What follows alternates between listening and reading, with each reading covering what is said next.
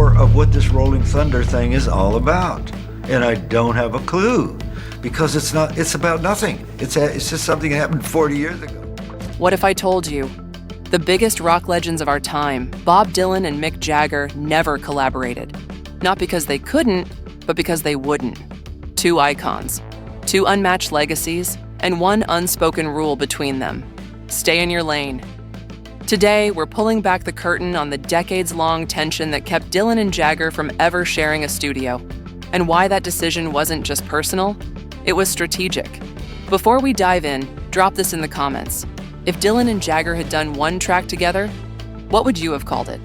Now let's rewind to where it all began. Bob Dylan wasn't built for the spotlight. He became the spotlight.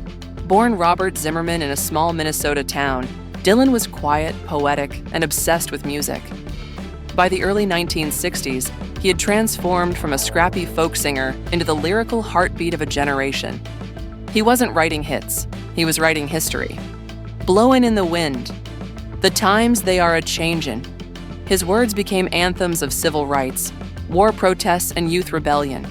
And yet, not everyone wanted to stand next to that kind of power. Mick Jagger did admire Dylan, but he also feared him. Not the man, the myth. Because by the mid-60s, Dylan wasn't just a musician, he was untouchable. And that kind of presence? It came with chaos. Dylan would show up to recording sessions with half-written lyrics, bark strange directions like, play it like it's raining, and then change musicians mid-track. It wasn't collaboration. It was survival of the fittest.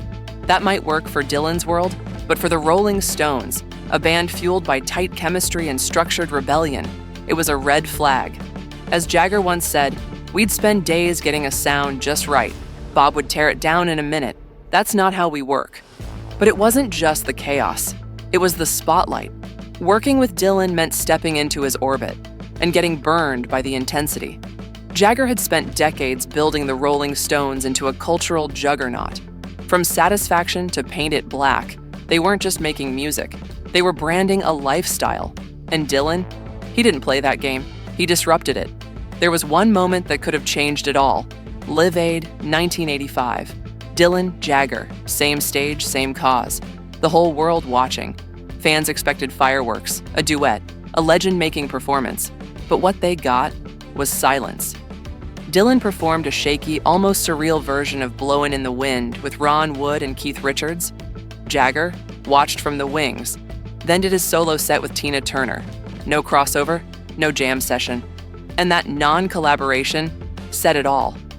Because behind the scenes, Dylan and Jagger weren't rivals. They were opposites. Jagger mastered image. Dylan rejected it. Jagger built empires. Dylan burned blueprints. Even when Dylan approached Jagger for the Traveling Wilburys in 1986, Jagger politely declined. "It wasn't my scene," he later said. Translation: I'm not giving up control. And here's the irony. Both men thrived, precisely because they stayed apart. In 2025, Jagger's Rolling Stones are still packing stadiums. Hackney Diamonds, their latest album, hit #1.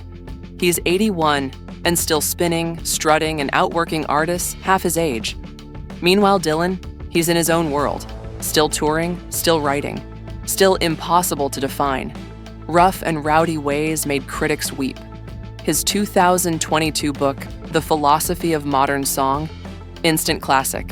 Both legends, both thriving, both still proving that sometimes saying no is what makes you iconic. Because here's the truth. Jagger didn't need Dylan.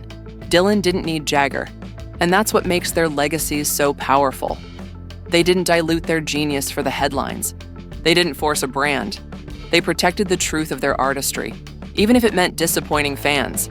And now, decades later, they stand taller than ever.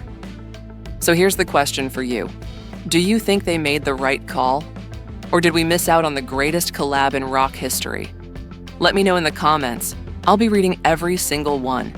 And if you love stories like this, untold legends, behind-the-scenes truths, and music moments that shape generations, hit that like button, subscribe for more, and stick around because we're just getting started.